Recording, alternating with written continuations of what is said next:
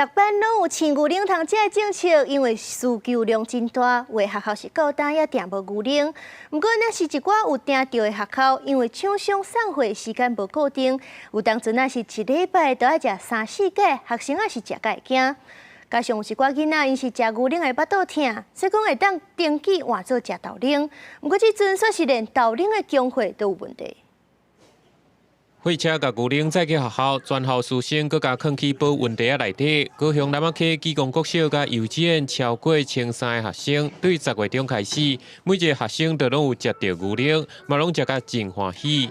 基本上学校有定的话，我们这边产生的量呢，在这几周都已经在逐步的去做配合跟调整，基本上都是可以达成。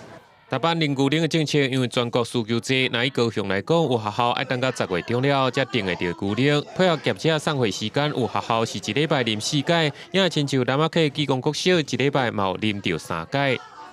我差点喝到你。我们以1个礼拜调查，所以他这礼拜，比如说他喝了3瓶鲜奶，他觉得不大合适，那他就要跟老师讲说他想要换豆浆。那原则上主任这边都会登记。 根据教育局统计，目前高雄大有8成，差不多200多间学校已经有甲厂商讲好配送。不过嘛，学校因为数量甲路线的关系，都要甲其他学校做伙订，才有厂商愿意来送。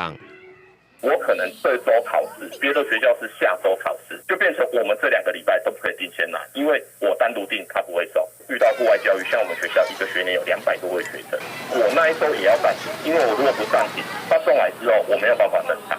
除了要订甲配送的问题，阁有袂当啉牛奶的爱改啉豆奶的学生，学校嘛是找无厂商愿意来送。有学校的营养师表示，因为豆奶的南区厂商的招标，即马搁再流标，学生当时才会当啉到，伊嘛是无法度保证。记者综合报道。